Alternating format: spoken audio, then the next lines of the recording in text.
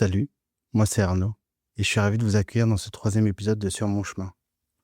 Aujourd'hui, j'ai envie de vous parler de la série Looking, produite par HBO, qui a eu un impact majeur sur la représentation de la communauté LGBTQIA+.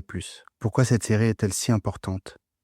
Parce qu'elle marque une véritable fracture, un tournant dans la façon dont on raconte des histoires centrées sur des personnages gays, sans tomber dans les stéréotypes. Si vous ne connaissez pas encore Looking, imaginez une histoire qui suit des hommes homosexuels à San Francisco, avec leurs relations, leur boulot, questions existentielles, leurs joies, leurs peines, bref, leur quotidien.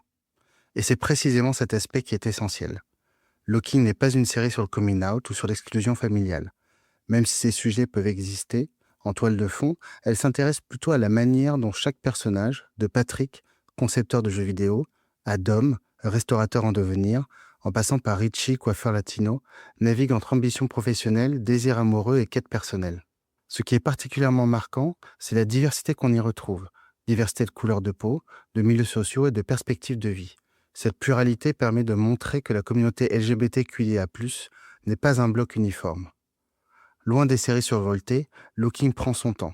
Son rythme contemplatif et naturaliste permet une immersion dans le quotidien des personnages. On s'attache à eux comme à des amis, on se reconnaît dans leurs doutes et dans leurs espoirs. Et même si l'intrigue peut sembler paisible, elle est ponctuée de moments forts, entre ruptures, rencontres, remises en question et instants de pur bonheur. Looking n'essaie pas de représenter toute la communauté LGBTQIA+. Elle en montre une facette, celle d'hommes qui mènent une vie relativement stable, loin des luttes militantes ou des drames extrêmes. C'est une approche complémentaire à des séries comme Pose ou Queer as Folk. Côté casting, la série repose sur un trio d'acteurs incroyables. Jonathan Groff, qui joue Patrick, le personnage principal. Avant Looking, il s'était fait connaître dans Glee et plus tard dans Mindhunter où il incarne un agent du FBI. Frank Alvarez, qui incarne Augustine, l'artiste un peu perdu et qui a poursuivi sa carrière au théâtre et à la télévision. Murray Bartlett, inoubliable en Dom, l'éternel séducteur, qu'on a retrouvé récemment dans The White Lotus où il a brillé dans un rôle très différent.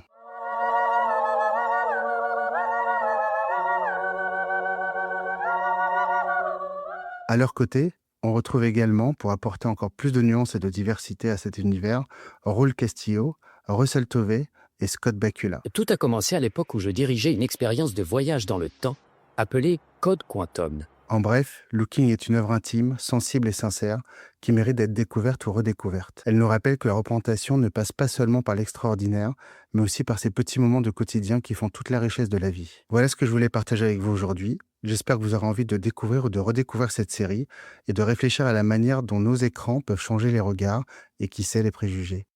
Avant de nous quitter, je vous rappelle que vous pouvez, et même que vous devez, ajouter ce podcast à vos favoris sur toutes les plateformes pour ne manquer aucun épisode. On se retrouve très vite pour poursuivre la route ensemble. J'aurai le plaisir de vous retrouver sur mon chemin. Et je vous embrasse.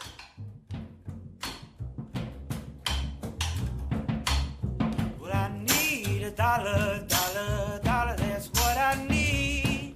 Hey, said I need a dollar, dollar, dollar, that's what I need. Hey, hey, said I need a dollar, dollar, dollar, that's what I need. And if I share with